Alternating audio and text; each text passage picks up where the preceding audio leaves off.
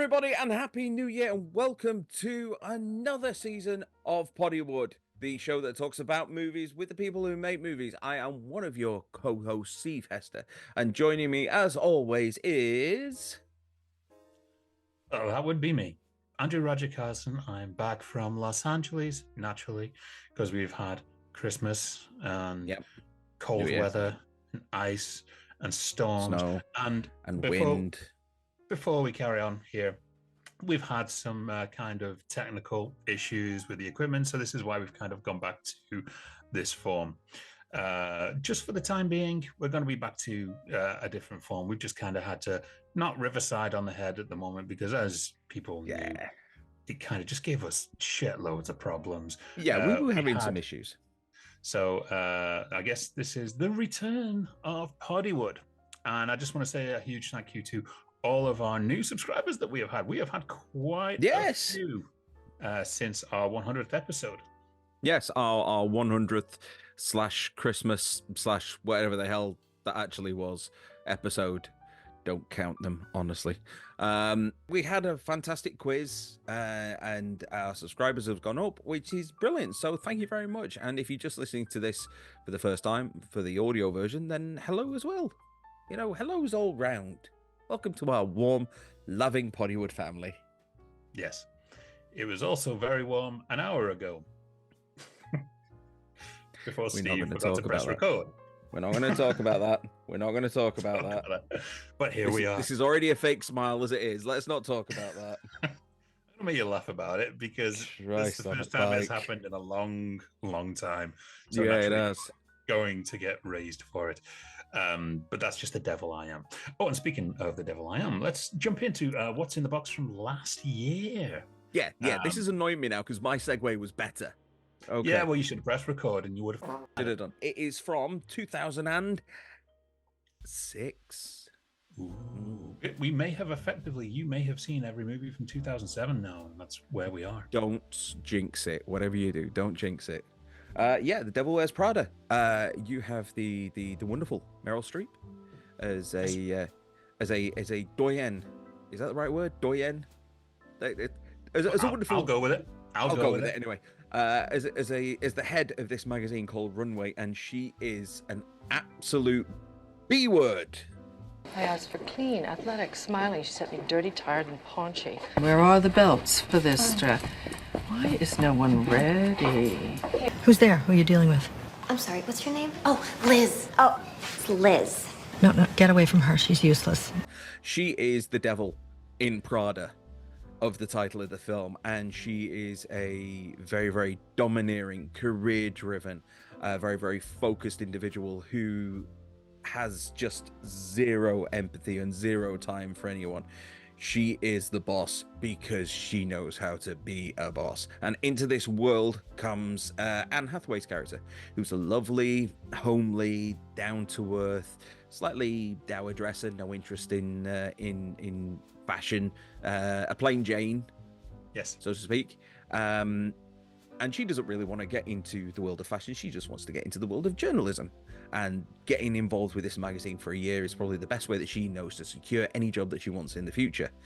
Unfortunately, that does mean having to survive Meryl Streep. That's all. It's actually quite an easy watch, and I was surprised at just how easy it was going to be. I don't know why. Something in my head was saying that it'd be a lot nastier. Yes, it's nasty, and yes, there's some really, really maltreatment of the characters, particularly by Meryl Streep's character. But at the end of the day, I was expecting the claws to be properly out. And yes, there's bitchiness, but it doesn't feel like they're properly sticking in. Who is that sad little person? Are we doing a before and after piece I don't know about? We have to talk about the director was David Frankel, which is a name that you may not associate with a lot of big movies. I think The Devil Wears Prada is probably his best movie, probably his biggest movie as well. He did direct stuff like Band of Brothers back in the day. He was director on certain episodes of that. The movie has a fantastic ensemble of stars, and Adam Grenier as well. So we've got a girl in here, Anne Hathaway. This was her breakout from the Princess Diaries role, the Ella Enchanted, the Disney princess. Yeah, getting away from all that kiddie fodder, I think is probably the best way to describe before they dumped her in Enchanted. It's not her best role. I still say her best role is Les Miserables. Yeah, she's fantastic in that. Definitely deserved the Oscar. Meryl Streep, Miss Hollywood herself, the greatest actress of all time, probably. Definitely the greatest living actress of all time. This is how good Meryl Streep is.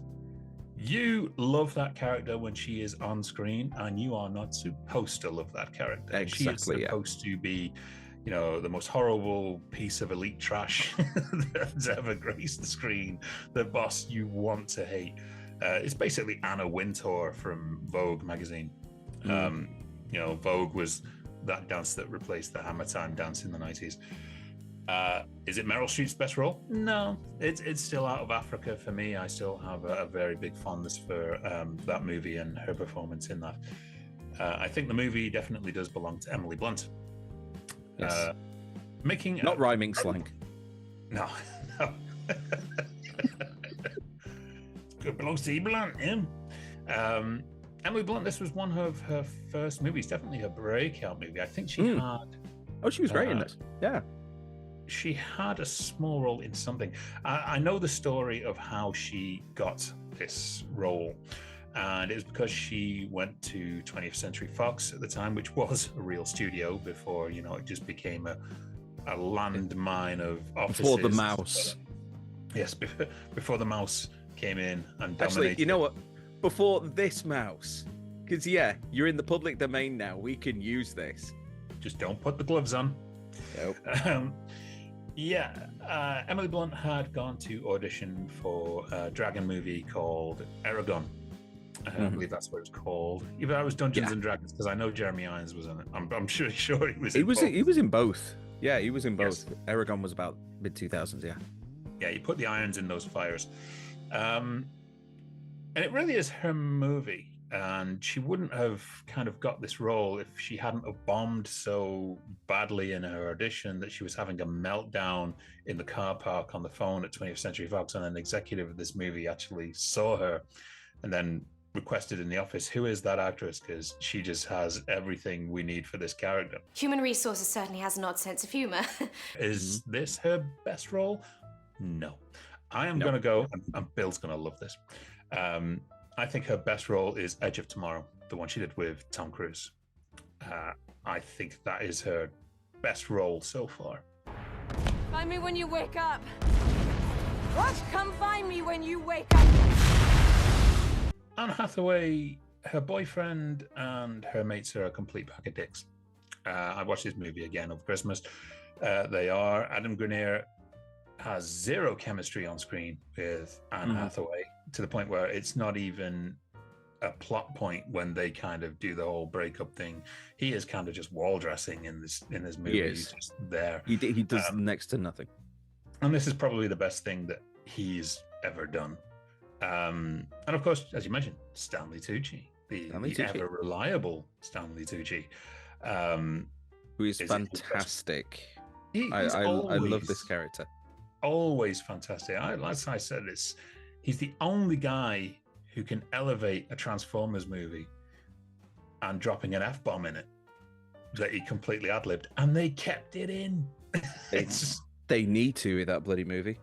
However, there is one thing that we haven't discussed with this film, and it is... Oh, The Mentalist.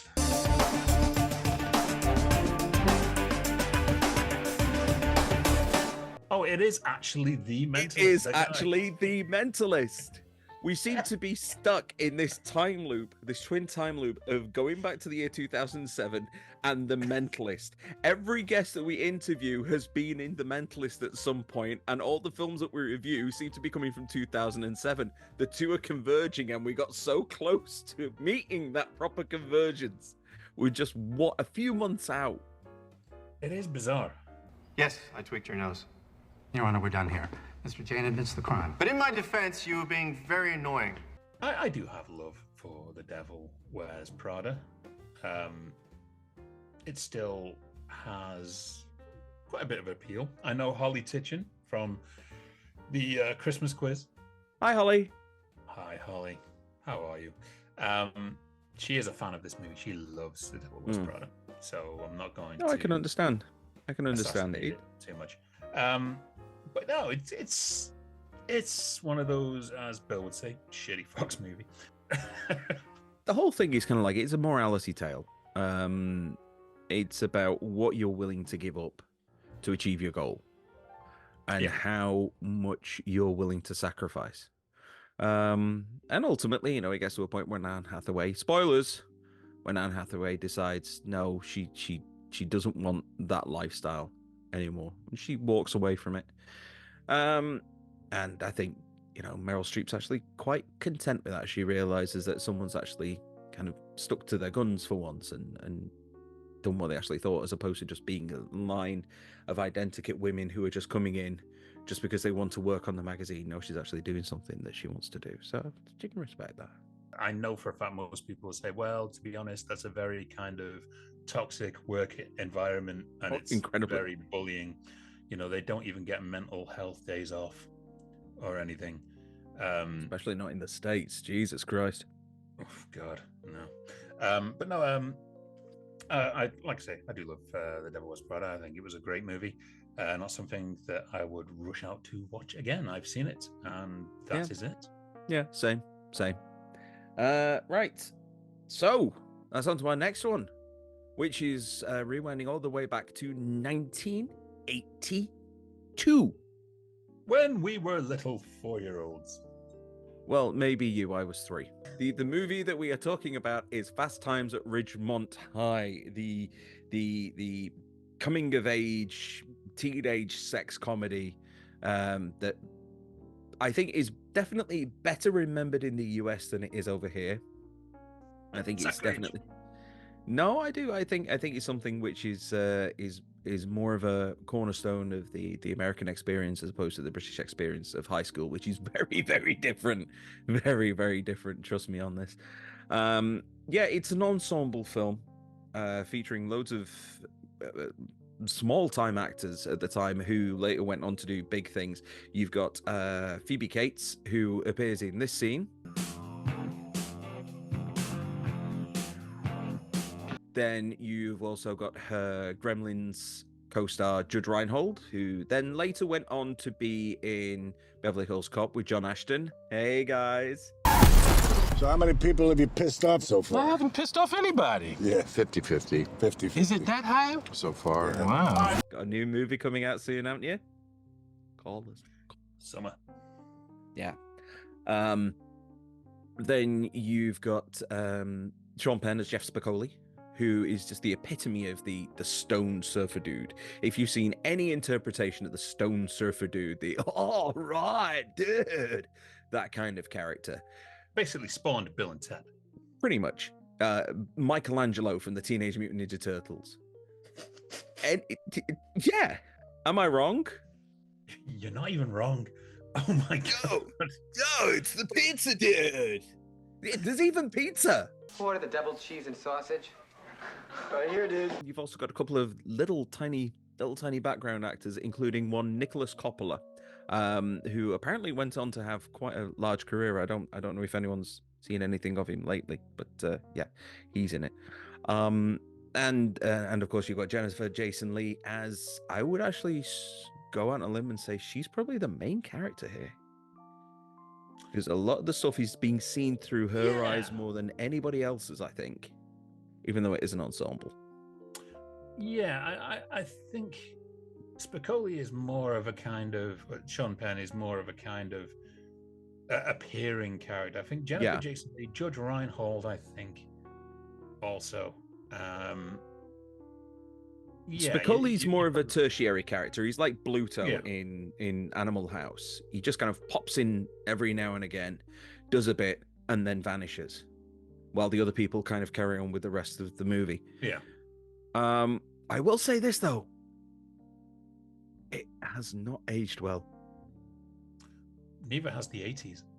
No, No, there's a few moments in this where Jennifer Jason Leigh's character, who is 15, basically gets laid numerous times.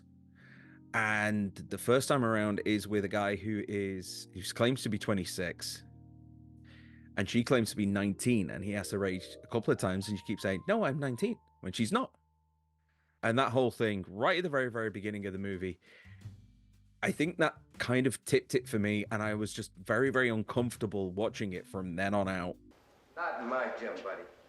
I wanted there to be more. I wanted it to be more like Animal House. I wanted it to be more kind of brash and outlandish and kind of revel in just the sheer chaos of hormones of teenage years. But the funniest bit really is when Spicoli orders a pizza to the classroom, and the pacing on it is so very slow.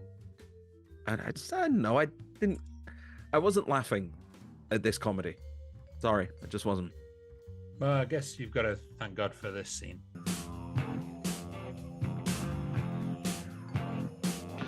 Oh yeah, now don't get me wrong, I really did like that scene.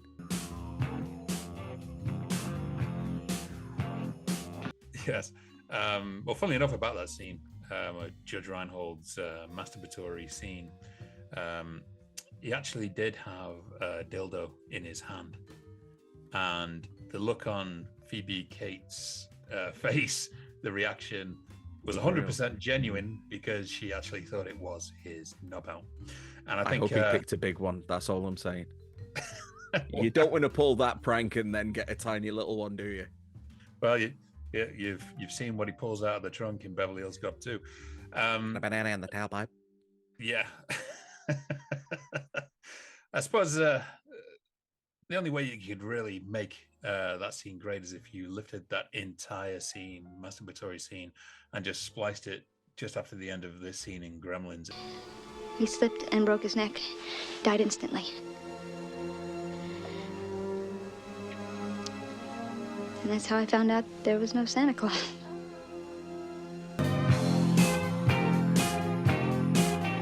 Okay, let's talk here. This was at a time when women directors, you didn't have a lot of them in the early 80s, especially doing mainstream studio films.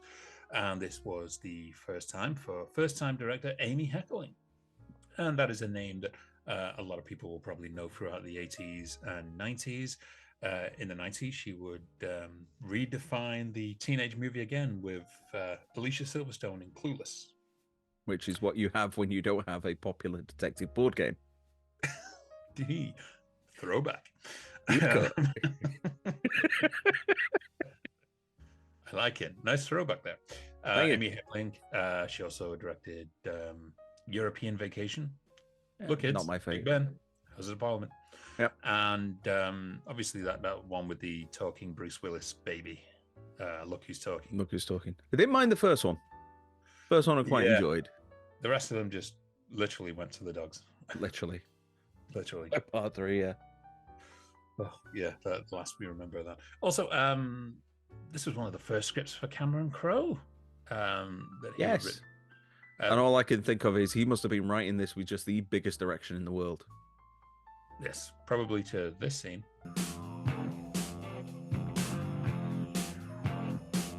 He was married to the lead singer of the 80s rock band Heart. She actually appears in the movie as well, in a scene with Judge Reinhold when he gets pulled over the car next to her.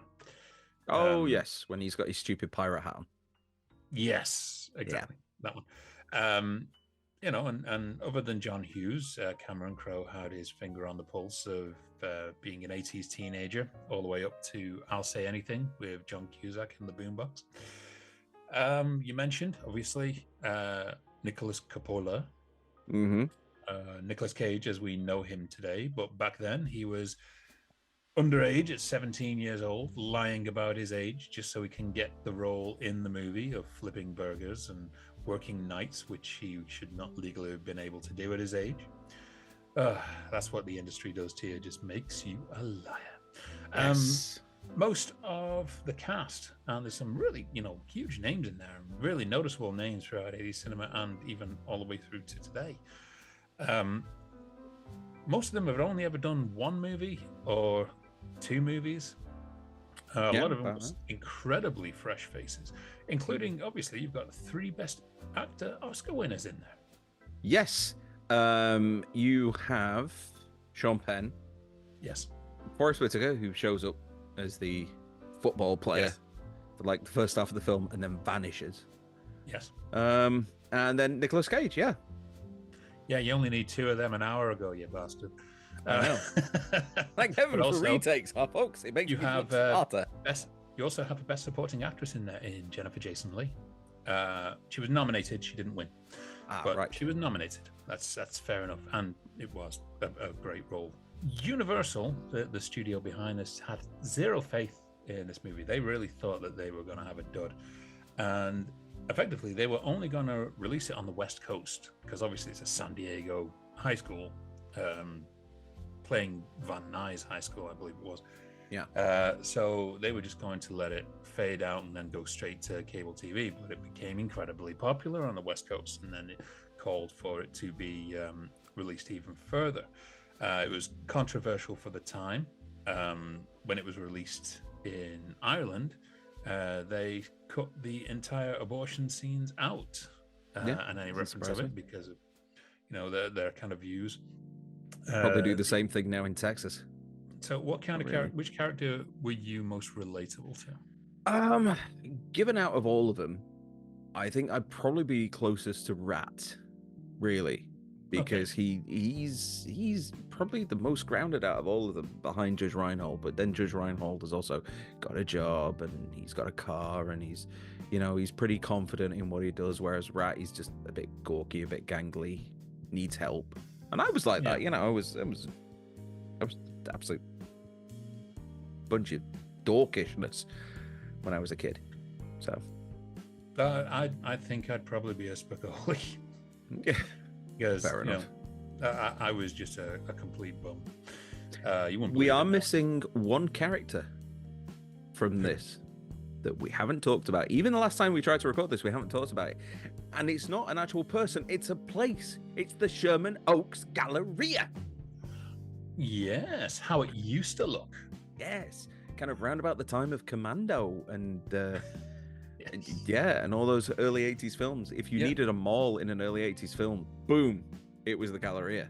This has a little bit of history, this movie, because when it was released on VHS, it had the most worn out section of tape every single time it was rented out for, well, I guess it was this scene.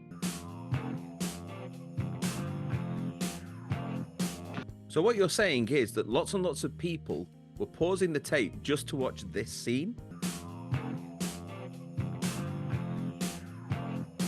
Yeah, and when you used to rent it from the shops, it would always kind of be part of the way through the tape, and funny enough, as soon as you put it in, you'd see this scene.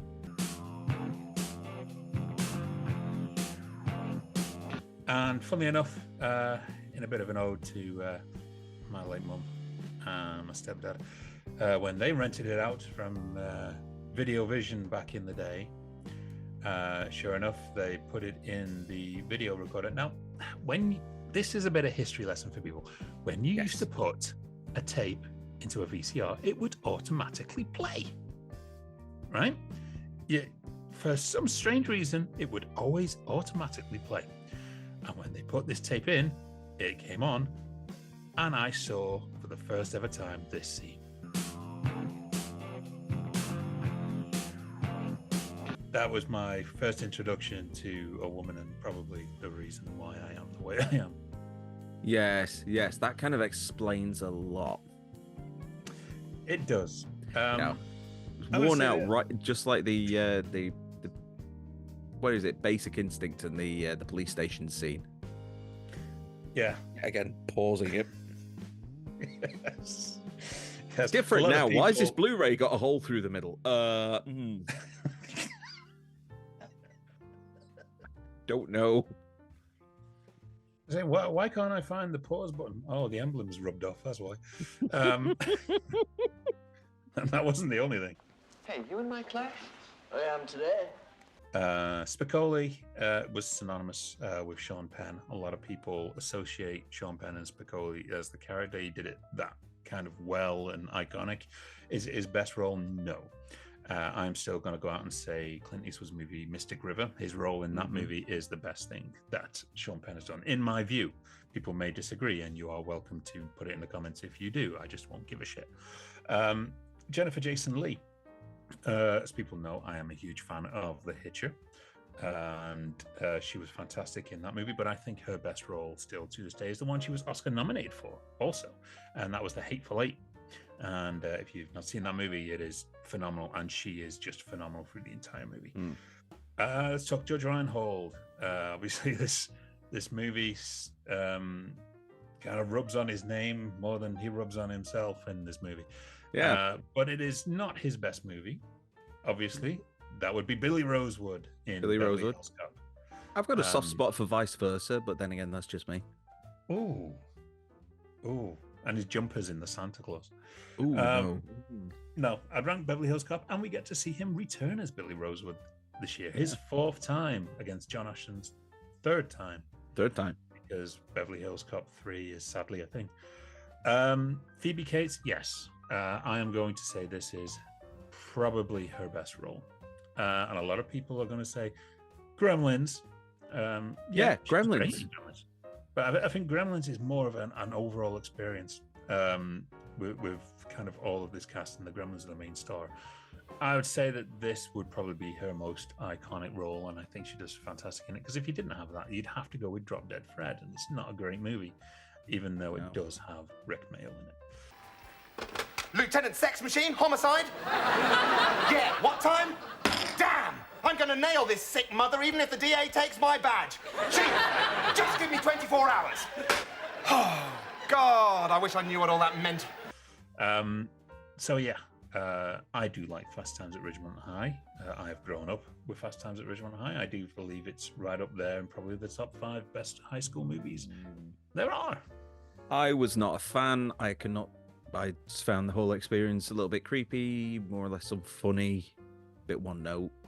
Nah, I'm not going back to this one. No. That's fair enough. And that is what's in the box for this week.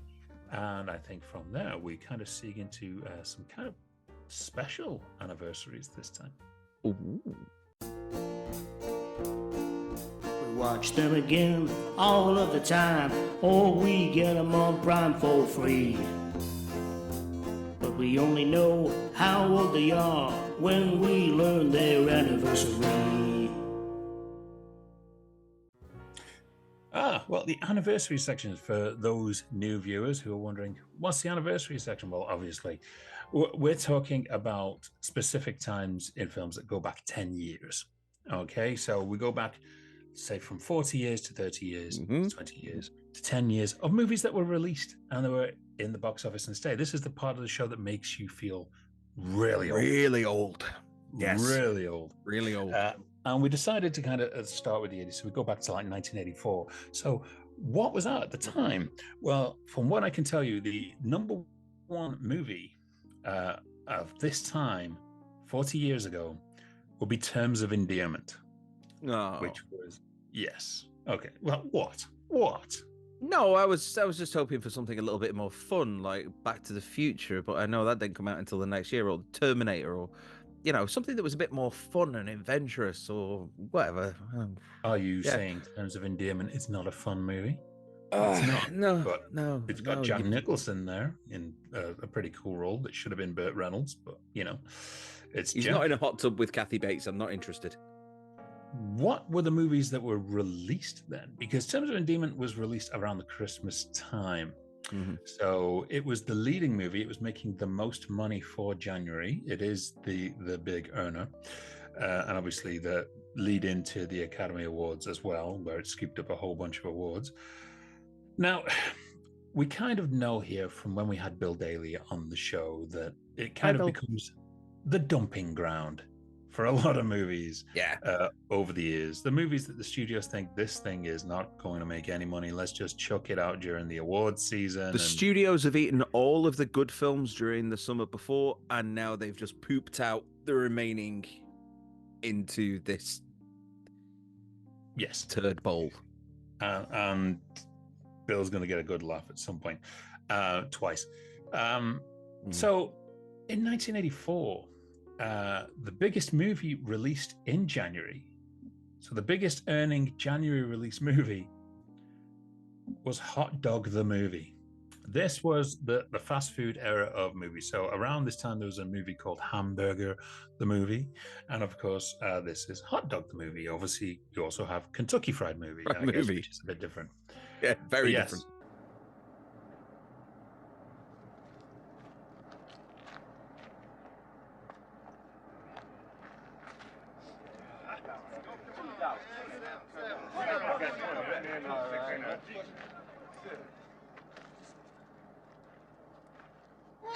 A Steve Martin movie was released called The Lonely Guy. Right? Okay, not heard of that one. Which is a really funny movie. And it has Charles Grodin in it as well. And you'd think with that double team, it would just like scoop and win the crowd over. But it didn't. It didn't amount as much in January. And adding to that, Woody Allen had a movie out around this time called Broadway Danny Rose, starring Danny Allen, which is a great movie. It really is. It's a really underappreciated movie in Woody Allen's resume. But that didn't make as much money as Hot Dog the Movie. So maybe that's what Judge Reinhold had in his hands all along. Maybe. Just want to know if he had it with any sauce, special sauce. There were. But that is the scene of 1984. So, because this is a bit different than our regular anniversaries, because I thought it was an interesting take, we're going to move ahead 10 years to 1994. All right. Now this was my special. This was when I was properly into my movies around about this time. So I should at least have seen a few of these.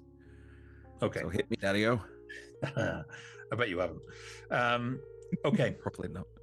The biggest movie that was released prior to January. So the number one movie at the box office that took the biggest earnings in January was the Tom Hanks starring Philadelphia. His graduation to more dramatic fare. Brilliant film as well. Behind. It is. It is an amazing film. And it was always cry at the end of that one.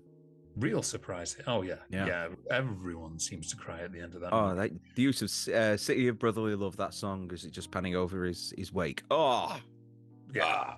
Every time. Yeah. Springsteen, that song was all over the charts around that time. So the biggest movie that was released in January of that year, The Dumping Ground, came from Walt Disney. And it was a Kevin Bacon basketball movie called The Air Up There, where he basically ends up going to a kind of Nicaraguan village to teach them how these two warring tribes how to play basketball. Okay. Did that lead to his drinking problem? But yes, The Air Up There was the biggest money earner that was released in January. No, I've not seen that one. No. That beat movies such as, wait for it, Bill Daly. It beat Body Snatchers.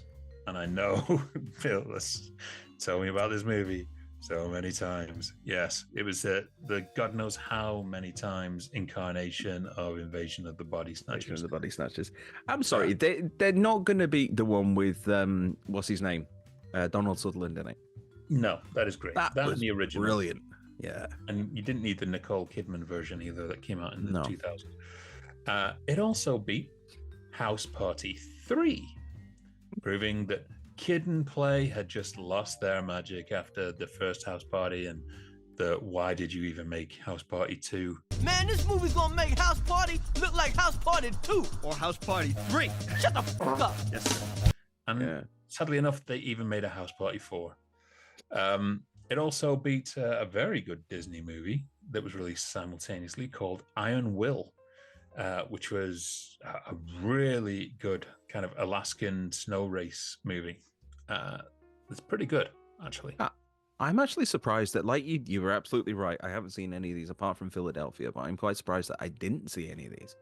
Yes. Because I like I said, I was properly into my films around about this time, so that's bizarre. But it also beat the Richard Gere, Sharon Stone thriller Intersection, which it's not a great movie, so I'm not really kind of surprised. But criminally, the best movie that was released that month was a Nicolas Cage movie called Red Rock West, which is a fantastic kind of noir thriller set out in I want to say it's kind of like Arizona, but it's a fantastic movie. It's in the box. That film probably should have, but it didn't make a lot of money at the box office. So I look forward to that. I like noir. Yes. Okay. Let's scoot forward a bit. 2004. Okay. 2004. January's box office was dominated by Lord of the Rings: Return of the King.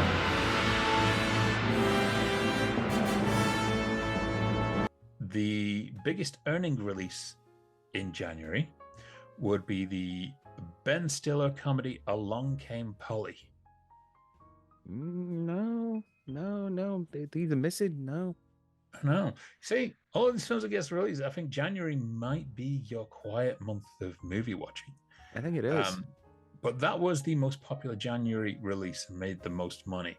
And that beat The Butterfly Effect, starring Ashton Kutcher. Yes, he probably was the only decent thing that he's ever done.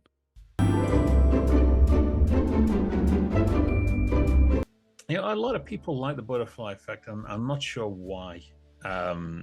It's not a great movie. It's probably why it's been dumped in this title. Apologies to anyone who did work on that movie. A lot of people have this false impression that it's one of these greatest movies that is made. It really isn't. It's watchable enough. It's enjoyable enough. And had two kind of pointless sequels that came out as well that had really nothing to do with it. But also, it beat... I've so waited for this. It also beat Torque, Torque. It's the Fast and Furious with motorcycles, where Ice Cube rides a motorcycle. I remember it coming out. I honestly do, and I remember immediately dismissing it as well. Yeah, it probably should. I watched it again the other day. Yeah. I was morbidly fascinated, but I was like, for some reason, I don't feel I can remember this movie. And then I realized I'd mentally blocked it out when I watched it again. And I was talking to good old Bill Daly about it. Hi, Bill. And yes, Bill has a story about that. And I think just the fact that as soon as I sent him a picture of me watching it, there was a laughing emoji. This was a case of, okay, this is the next Fair Game episode that we are going to do because I want to hear his stories behind Talk. This is the movie where people fight using bike foo. So Jesus fighting Christ. with bikes, yes. It's going to be a wild ride when we do that episode. But yes, that movie made no money. And apparently it made no money when it came out on DVD as well. And apparently there is a very good joke from Bill Daly in regards to that. But yes, Return of the King was dominating 20 years ago. 20 years ago. Yes. That's scary. So then we can go back just 10 years. So 10 years ago, this month, the movie that was dominating the box office was the Mark Wahlberg kind of a sniper movie, Lone Survivor. Lone Survivor, yeah, I remember that one. Which is a great movie, really good movie, well deserving of its praise. If you haven't seen that movie, you should venture it out. It is really good. So that was kind of riding over, ruling the box office. The biggest movie that was released around this time in the January spot would be Ride Along. Ride Along would make the most money. Yes. And I wonder if that was around the time where Ice Cube and Kevin Hart showed up at Printworks. Could be. The Printworks just in walk in Manchester. on people who were watching the movie. And I was like, hey, didn't you used to be a rapper? Yeah. As if I would actually have the balls to say that to his face. Lavender body wash make my pores tingle. But Ride Along would beat some surprising movies. Surprising when you look at, okay, yeah, these were the movies that were dumped in January. So we had Paranormal Activity, The Marked Ones. Okay. Yeah, that was when that series started on the downswing. Yeah, but it's surprisingly not released on Halloween the year before, which is when those movies kind of come out. Putting it out in January, they must have had zero faith in that movie. Yeah. Also, an animated movie called The Nut Job, which has since had a sequel. We also had Chris Pine as Jack Ryan Shadow Recruit, the often forgotten chapter in the Jack Ryan legacy of movies. You know it's bad when the Sum of All Fears gets remembered more than Jack Ryan Shadow Recruit. Yeah. I had a PC game of Sum of All Fears. It was basically Rainbow Six. Even I had played that. Yeah. It also beat I, Frankenstein, which was released around the time. Aaron Eckhart playing Frankenstein's monster, something. It wasn't very good. And the other movie that it beat was Rennie Holland's The Legend of Hercules 10 years ago. How did that not rule the box office? How? Well, I am sorry. Right, we ripped the shit out of this movie way back when. I honestly have never laughed so hard at a film's. It was. I was in floods of tears just laughing at this thing. If you're feeling down, find it. See if you can find it on streaming somewhere and just watch it. It's awful, but you will feel so much better about yourself afterwards. If that shit is not on Plex for free, then I'll be amazed. You'll be able to find it. But yeah, I thought it was pretty funny that the fact that it beat The Legend of Hercules for the whole £2.50 that The Legend of Hercules did make at the box office. But yes, so they were kind of what was going on over the course of the last few decades in cinema history around January. And as you can tell, January was not a great month not really, no. for motion pictures. It was kind of the hangover from Christmas. Obviously, as our episodes go on, we will dive into what was kind of released around each month and what was the leading ones as part of our anniversary section. And we will get back to our regular anniversary section. Yes, we will. Know and love it. But in the meantime, Steve, I just got one question for you. What's in the box? What's in the box? What's in the box? What's in the box? What's in the box? We're back after we are. This time. I know that you have been dying for some new movies to watch, seeing as though it took you something like 4 months to watch the last two that we gave you. Hey, look, it's just the way that things have panned out, you know? Unfortunately, life has to get in the way at times, you know? Can't help it, but it's just the way it is. But we're back now, so stop bloody complaining. Let's cue the music. Okay, so Steve. As you were. Well, we've got the music. Explain the rules of what's in the box for our new viewers. Okay, What's in the Box is the part of the show where Andy picks out the names of movies which are certified fresh on Rotten Tomatoes for me to watch. Now, if I have already seen it, he goes back into the box and pulls out the name of another movie until we find one that I haven't seen. Then I've got to go away and watch it before we do our next episode. However, nowadays, we've got a couple of little twists. It's not just one movie, it's 2 movies that have to get pulled out, and they don't necessarily have to be guaranteed fresh. They can just be guaranteed interesting enough to warrant a watch. Okay, Steve, are you ready for your first one? Hit me with it, Andy. Let's go. Okay. Rustling of the paper means that our first pick is... Steve. Yeah. Have you seen Good Morning Vietnam? Yes, I have. Oh, there you go. That's 1. Saw that years ago when I was probably a little bit too young to watch it, but still. Weren't we all? Yeah. Okay. Good film. Number 2. I'm not even going to ask this because I know you've seen it. I'm surprised I even put it in. Is it Lord of the Rings: Return of the King? No. But it is the Return of the Messiah. It's Monty Python's The Life of Brian. Yeah, I watched that over Christmas actually. Oh, did you? That's a good festive Christmas movie. It is, isn't it? To watch, isn't it? Okay, that's 2 down. Oh, what's our record at the moment? Is it 5? It was 5. Yeah. Okay, well that's 2. And we got to do this twice. Wouldn't it be weird if we had 2 lots of 5? Ooh, hard to beat. That'd be interesting. Okay, Steve. Yeah. Oh man. 1, I know you haven't seen it, and 2, you are gonna so hate me. But no, actually, no, I think you're gonna enjoy this.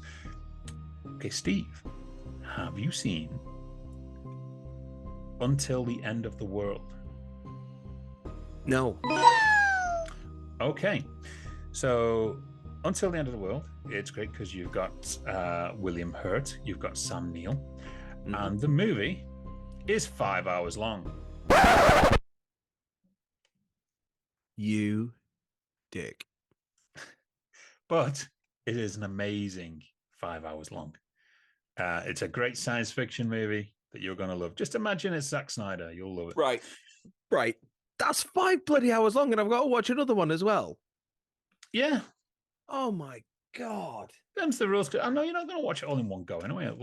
You'll split it up over a couple of nights. Trust me, it is worth your time. It is a really great movie. Okay. Go for a second one. So it's still the end of the world. That's great. I've watched it twice, so I've spent 10 hours of my life watching that movie. Steve. Yeah. You ready? Yeah. Is this going to be that one which got submitted to the BBFC of just 8 hours of paint drying? No. That's kind of what you pull out. You're just doing this to torture me. No. That was a random choice. Okay. Yeah. Okay. All right. I don't know if you've seen this one. Well, this is Curtis Hanson again. So Curtis Hanson is making a return after his LA Confidential episode. Okay. In that case, chances are I've not seen it. Okay. This one stars Cameron Diaz and Toni Collette, and it's called In Her Shoes. No, right. Okay. No, I haven't seen it, but I do remember pulling clips for it out when we did the Wonder Boys. Okay, cool. Yeah. Okay, so we've got In Her Shoes and a 5-hour long film. Yes. So we've got, what was it, Just at the End of the World? Until the End of the World. Until the End of the World and In Her Shoes. Okay, so we've got the 2 for next time. And this one's going to be interesting, I guess. Maybe. God, I need to work out a way that I can torture you as well. Although I think my very presence might do that. It's called not pressing record when you should. And forcing me to go through it all again for another hour. Anyway, this has been our return to Poddywood. It has been it's been a challenging episode, as I say, because we have had some technical difficulties in getting it done, but we have got it done. We're so glad to be back. You know, it's been, you know, it was December when you last saw us for the quiz, but that was actually recorded early November. So we've actually done, you know, the strike was still happening when I got to LA, and that quiz episode was filmed only 2 days after the strike ended. So I was dreading that a lot of our guests might not even be able to make it onto the show. And then I was dreading, holy shit, are they going to go back to work tomorrow and won't be able to make the show? But they did. They were there. We had a great time. We had a cracking time. Get it over with. It's like being at the goddamn dentist. Okay, Steve, where can you find us? Yes, you can hit us up on the socials, which are just appearing at the bottom of our screen. Beep, down there. We've actually got quite a nice bar at the bottom where they can all come up. But you can catch us open again. Yes. Yeah, Jerry's behind the bar. You can catch us on Facebook.com. You can get us on Twitter/X @Poddywood. You can get us on LinkedIn. You can get us on Reddit and Snapchat and Grindr and Bumble and I don't know, Telegram. You can get us somewhere. I don't know. If you want to find us, you can find us. We are on all of the places there. Plus, we have our Patreon. Yes, we do. The Patreon page is where you can get longer, unexpurgated, there's a fun word, episodes. And you can also get additional content and episodes landing a short while before the general public get hold of them. It's all for the price of a cup of coffee a month. So get your subscription over there if you would, please. Thank you, please. Thank you. That helps us greatly. It does. Because Andy needs a new computer. Yeah, this is true. He needs one that's not Steam driven. It's true. You know, I'm amazed that this computer has lasted as long as it has. But it has become the year now where it's like, you know what? It's time to move on. It is time to get with the times and get the next generation of Mac in. This one has served me incredibly well. We'll give it a Viking burial. We will. The essential movies of the 70s that you have not seen, forgotten about, or never even heard of. Volume 1 has been selling on Amazon, written by myself. It is my ode to the forgotten movies, or the movies that time would probably forget from the era of the 70s. Volume 2 is coming out very soon, so get hold of Volume 1 while you can. There is also a version for the 80s that is being written up as well. So start getting them while you can. Thank you very much for the feedback, and there's a great forward from Russell Mulcahy in there as well. Yeah, and you can also get hold of my book, Gothic, available at all reputable ebook retailers. The sequel is probably never going to come out because I'm a lazy sod and I can't be arsed writing it, basically. True. We're too busy getting the episodes out anyway. I've got the story, but whatever. Meh. Exactly. So in the meantime, we will catch you again next week. Thank you very much for joining us. Look after yourself. Happy New Year. And we'll see you soon. Bye.